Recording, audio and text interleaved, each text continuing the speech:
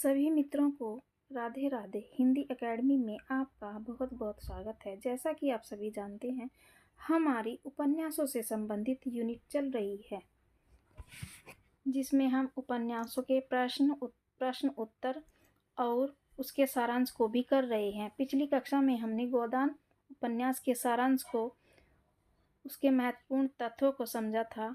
आज गोदान उपन्यास के पिछले वर्षों में जितनी भी परीक्षाएं हुई हैं, उनमें आए हुए प्रश्नों को हमने लिया है। जितने भी कथन हैं, सारे पिछली परीक्षाओं में आए हुए कथन हैं, इसलिए आप क्लास को ध्यान से देखिएगा। आइए करते हैं, पहला प्रश्न करते हैं।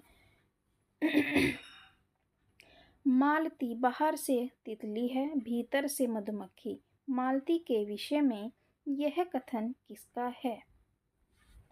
प्रोफेसर मेहता का, लेखक या मुंशी प्रेमचंद का, खन्ना का, राय साहब का।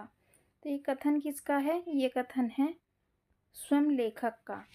मालती बाहर से तितली, इसका अर्थ है कि मालती दिखने में बाहर से चंचल दिखाई देती है, लेकिन अंदर से उतनी ही अच्छी है, परोपकारी है, जिस प्रकार मधुमक्खी परोपकारी होती है, जो शहद अपने लिए नहीं बल्कि दूसरों के लिए इकट्ठा करती है।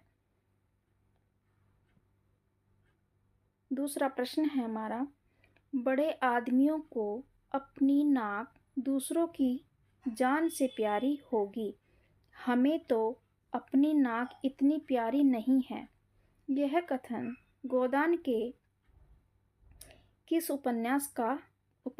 गोदान के किस पात्र का है? धनिया का है, झुनिया का है, सीलिया का है। ये किसका कथन है? ये गोदान की नायिका धनिया का कथन है, जो होरी की पत्नी है। कथन बहुत ही महत्वपूर्ण है और पिछली परीक्षाओं में आए हुए हैं। तीसरा प्रश्न है, गोदान उपन्यास में कितने परिच्छेद हैं? 35 परिच्छेद हैं, 36 या 38? तो गोदान उपन्यास में 36 परिच्छेद हैं और 1936 में ये लिखा गया है, और 1936 में ही मुंशी प्रेमचंद की मृत्यु भी हो गई थी। ठीक है, आपको तीनों बातें याद रखनी हैं। चौथा प्रश्न है, गोदान उपन्यास का कौन सा पात्र प्रेमचंद के प्रगतिशील विचारों का वाहक माना जाता है? मोस्ट इम्पोर्टेंट प्रश्न और आया हुआ प्रश्न। होरी, मिस्टर खन्ना, प्रोफेसर मेहता, ओंकारनाथ।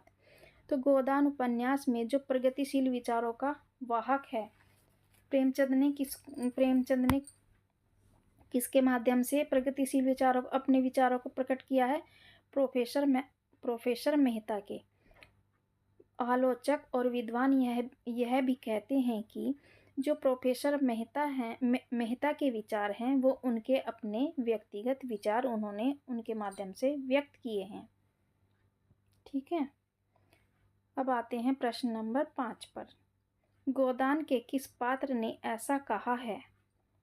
विवाह को मैं सामाजिक समझौता समझता हूँ और उसे तोड़ने का अधिकार न पुरुष को है न स्त्री को।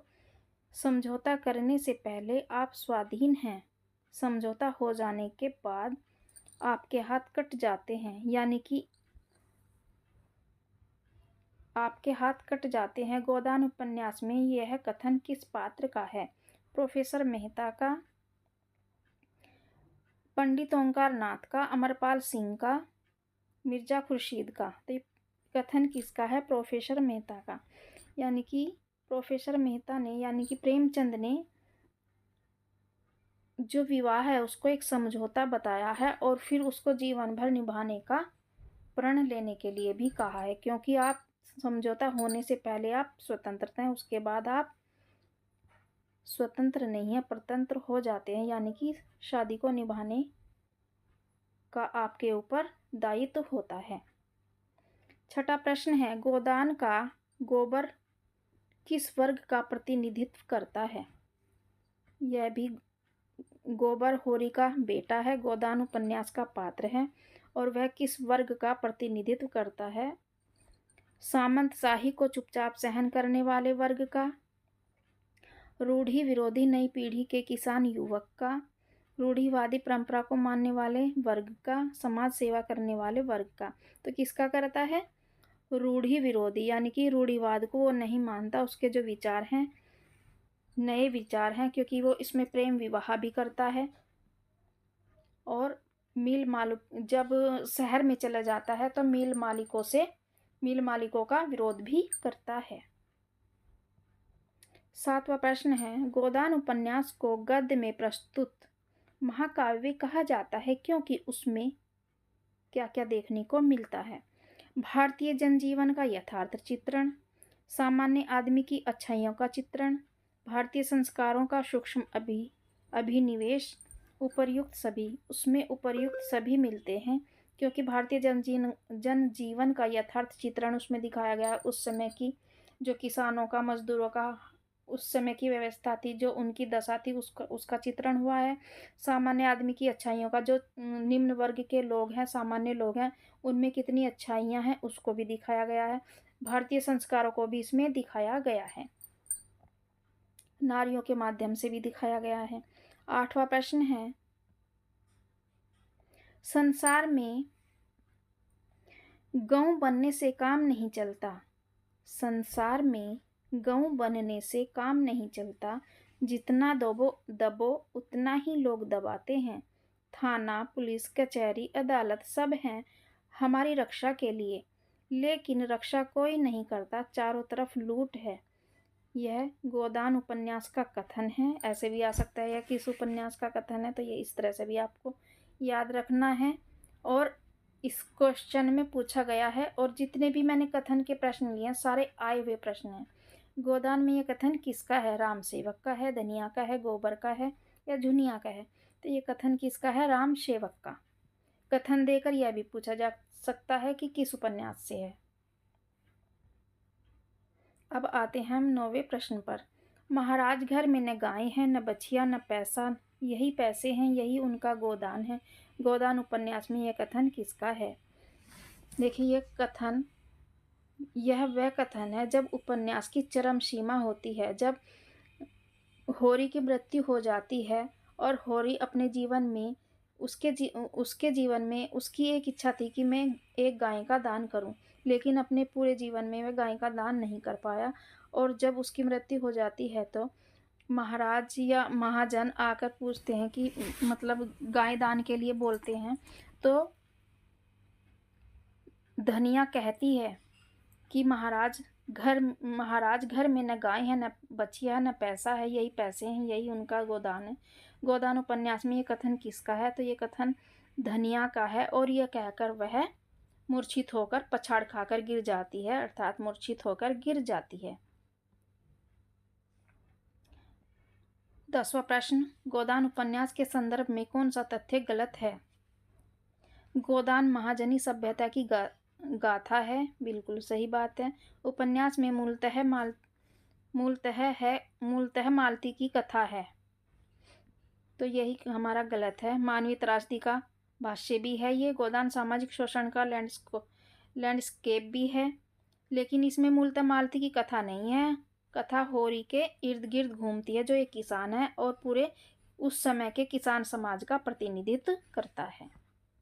11वां प्रश्न, गोदान उपन्यास के विषय में यह कथन किसका है? मुंशी जी किसानों की कवि हैं, उनके सुख दुख में शरीक होकर उनके साथ रोने हंसने वाले सहृदय व्यक्ति हैं। किसका कथन है? गुलाब राय का है, आचार्य रामचंद्र शुक्ल का, बच्चन सिंह का, रामविलास शर्मा का। तो ये किसका कथन है? ये कथन है गुलाब राय का। और मैंने जब इससे पहले वाली क्लास करवाई है उसमें 4-5 कथन मैंने करवाए हैं विद्वानों के। 12वां प्रश्न है, गोदान उपन्यास के अनुसार होरी के पास कितने बीघा जमीन थी? 4 बीघा, 5 बीघा, 6 बीघा, 7 बीघा। तो उसके पास 5 बीघा जमीन थी, जो बाद में वह मजदूर हो जाता है, किसानी उससे चली जाती है, क्योंकि सभी वह कर्जे में ही डूब जाता है, सब कुछ उसका कर्जे में ही चला जाता है। 13वां प्रश्न है, होरी उपन्यास किस गांव का रहने वाला है? यह भी इम्पोर्टेंट प्रश्न है। देखने में तो साधारण है, लेकिन जब याद ना हो तो वह भी इम्पोर्टेंट ही बन जाता है। सेमरी, बेलारी उपयुक्त में से कोई नहीं। तो कहाँ का रहने वाला था होरी? बेलारी का। होरी की अपने जीवन में क्या दान करने की थी, क्या दान करने की इच्छा थी? पछाई गाय, बकरी, भैंस, बछिया। तो गाय दान करने की थी, लेकिन गाय का नाम क्या था? पछाई। और आपको यह भी याद रखना है कि गाय का नाम भी आ सकता है, पछाई गाय। 15वां प्रश्न है, सेमरी तथा बेलरी गांव के बीच कितने मील की दूरी थी? 2 मील की, 3 मील की, 4 की या 5 की? तो 5 मील की दूरी थी। यह भी इम्पोर्टेंट ही तथ्य है। 16वां प्रश्न है, निम्नलिखित में से गोदान उपन्यास में किन समस्याओं को उठाया गया है? शोषक जमींदार एवं महाजनी व्यवस्था का चित्रण, बिल्कुल।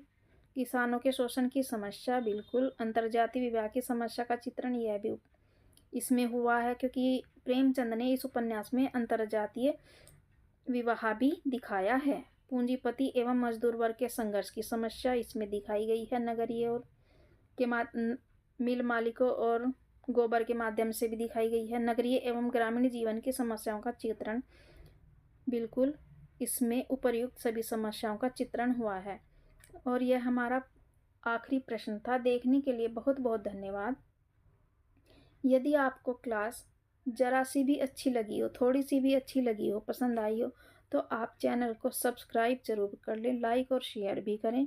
नहीं लगी हो तो वो आपकी इच्छा है। देखने के लिए बहुत बहुत धन्यवाद।